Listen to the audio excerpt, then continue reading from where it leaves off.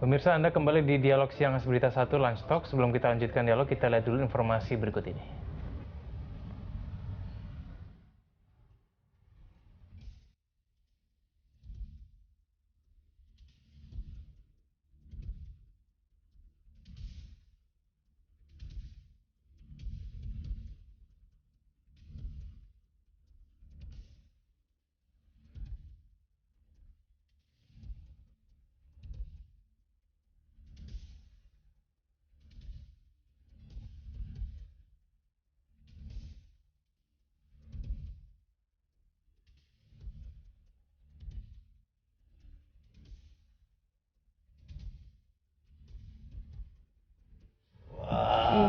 Menarik ya Pak, pernyataan dari Pak Ahok ya.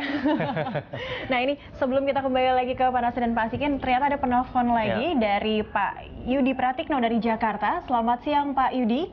Selamat siang. Rudi, ya. Selamat siang Pak Rudi. Selamat siang ya. Iya, silakan tanggapannya Pak. Ya, selamat siang. Ya. Ya, itu kalau ada usulan-usulan dari Pak Ahok atau dari siapapun juga, memang kadang-kadang meskipun keras, tapi sebaiknya didengar lebih dulu, ya. Jangan terlalu cepat direaksi, marah dan sebagainya.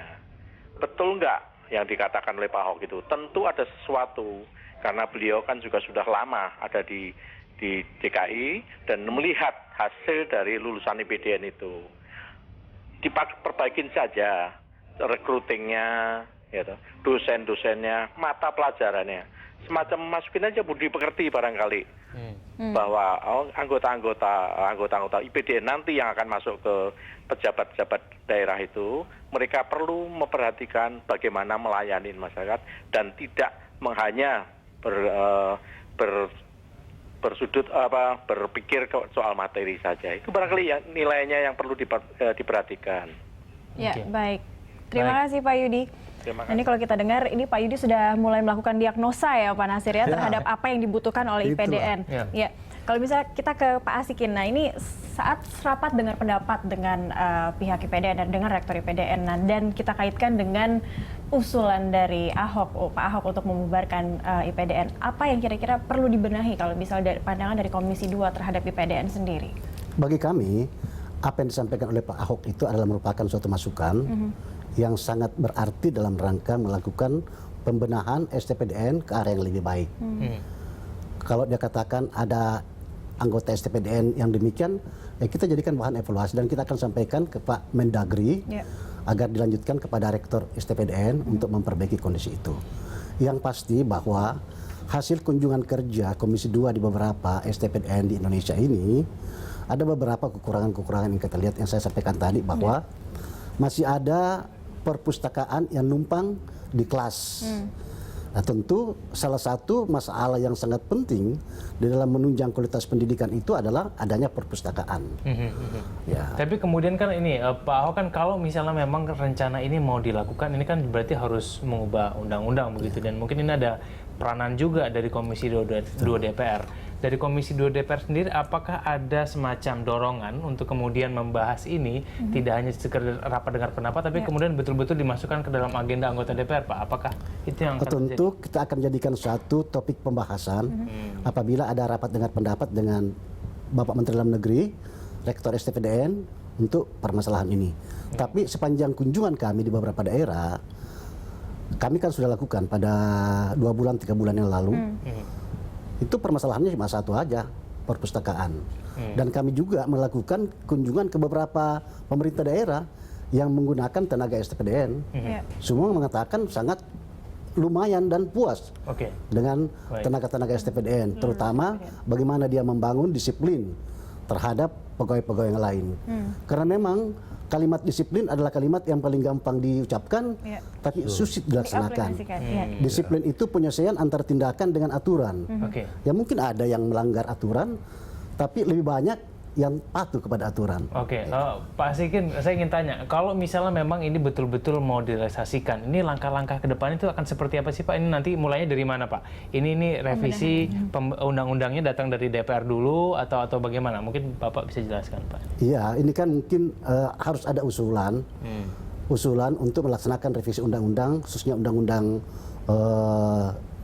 2014 dan ini bisa melalui pemerintah, bisa melalui DPR, hak inisiatif DPR.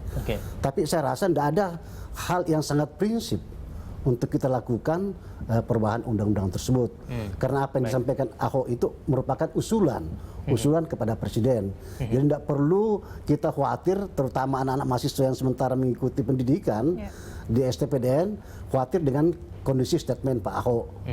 Jadikanlah suatu bahan evaluasi untuk memperbaiki STPDN ke depan. Tanpa harus dibubarkan. Tanpa harus dibakar lumbung padinya gitu. Dihancur rumah hanya dibasmi tikus-tikusnya. Pak Jus. Nah, kita kembali ke Pak Nasir. Di rapat dengar pendapat Komisi 2 ini juga Rektor IPDN menyampaikan rencana kalau bisa IPDN juga punya program jadi S1, S2, dan S3 karena selama ini lulusannya ternyata D3 dan D4 seperti itu Pak Nasir. Program itu bisa direalisasikan untuk STPDN mengingat untuk meningkatkan kualitas dari lulusannya. Ya, kita kembali ke tujuan pendidikan ya. Di mana tujuan pendidikan yang ada di kementerian dan lembaga adalah untuk memenuhi sumber daya di kementerian dan lembaga itu. Maka kalau untuk memenuhi kebutuhan itu, apakah harus S2, S3? Pertanyaan kan gitu. Kalau itu memang S1 atau D4 sudah cukup, mengapa kok kita usulkan pada S2 dan S3? Kita tergantung kepada kebutuhan yang ada di kementerian dan lembaga. Ini yang menjadi penting sekali.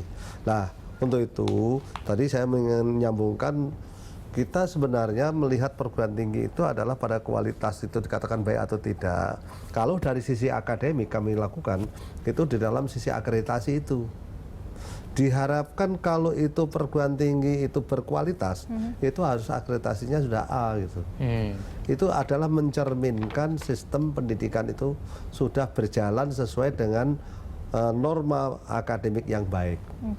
Tetapi kalau di dalam sistem pendidikannya itu sistem proses pembelajarannya tidak sesuai, pasti dia tidak akan memenuhi standar itu yang baik. Nah, nanti kualitasnya akan kelihatan. Lalu kemudian dari kementerian yang Pak Nasir sendiri pimpin, apa yang kemudian bisa dilakukan begitu ya supaya lulusan IPDN ini memang sesuai yang dibutuhkan, supaya Pak Ahok tidak lagi berpikir bahwa ini hanya pembuatan korp saja gitu, tidak terlalu penting begitu. Itu bagaimana Pak? Oleh karena itu tadi yang saya lihat di IPDN dari institusinya sudah akreditasinya B, program studinya B, dan ada yang C. Inilah yang harus kita dongkrak. Mengapa kok dia B? Kalau lihat dari sejarahnya, IPDN dari STPDN dan APDN mestinya udah lama ya. Ini perguruan tinggi lama. Kalau lama mestinya harus sudah di A. Mengapa masih di sini? Ini harus dievaluasi. Kita di dalam ini melakukan SWOT analysis ya. SWOT analysis di dalam IPDN, mestinya rektor harus melakukan hal itu. Kalau rektor tidak pernah melakukan SWOT analysis terhadap program, dia kadang-kadang mohon maaf nanti jangan sampai terjadi begini. Masa bodoh lah dalam masalah akreditasi. Apakah saya dapat B atau C nggak masalah. Yang penting semua lulusannya diterima pegawai negeri. Nah, ini jangan sampai terjadi. Ini artinya apa? Kualitas harus tetap kita jaga supaya memenuhi kebutuhan. Jadi supaya kualitas sumber daya di instansi apapun itu akan menjadi lebih baik. Ini yang penting. Pak Nasir, saya ingin penegasan saja Pak. Ini lulusan-lulusan semua dari IPDN dengan akreditasi yang B dan juga beberapa program studi yang C itu sudah bisa dipastikan mereka akan masuk sebagai PNS dan kemudian masuk ke ini tadi kalau saya lihat dari IPDN semua lulusannya PNS misalnya. Pasti masuk tuh ya? Tingkat 2 ya, tingkat 2 itu. Tingkat 2 sudah diajukan sebagai CPNS. Ada juga yang tidak jadi STPDN, jadi keluaran. Jadi kalau dalam pendidikan dia bermasalah, itu maka yang bersangkutan berarti dianggap outlier dia karena tidak memenuhi standar, artinya mereka yang tidak memenuhi requirement yang ditentukan sehingga dianggap tidak dikeluarkan. Tapi itu karena pilihan Pak ya. Tapi kalau misalnya dia tidak bermasalah, dia langsung bisa masuk begitu ya Pak ya. Jadi memang ada keistimewaan begitu ya dengan lulusan dibandingkan dengan swasta atau lainnya. Jadi PNS lebih baik coba dengan jalur masuk IPDN seperti itu Pak Sigin. Lebih memudahkan dan lebih jelas lulusannya. Nggak mudah juga masuknya, sulit juga masuknya. Baik. Ya, jadi mohon maaf kita tambahkan karena begitu di perguruan tinggi itu yang kita lihat lulusannya itu bisa diserap dunia kerja itu berapa persen? Makin tinggi lulusan diserap dunia kerja, ini voluntary loh ya, bukan mandatori. Kalau ini tadi kan mandatori sifatnya, ini voluntary. Kalau itu tinggi, berarti menunjukkan kualitas pendidikan itu adalah baik. Oke, baik. Ya. Nanti saya akan tanyakan kemudian, ini berarti nggak adil dong, misalnya dengan pegawai, maksudnya lulusan dengan universitas akreditasi A, dia mau masuk, tapi kemudian dia gagal karena ada lulusan di IPDN yang dengan akreditasi B dan C lebih mudah gitu masuknya. Nah, tingkat 2 sudah PRS gitu ya. Saya akan tanyakan itu nanti di segmen selanjutnya ya Pak Nasir dan juga Pak Asikin. Pemirsa kita aja dulu, pemirsa kami akan segera kembali.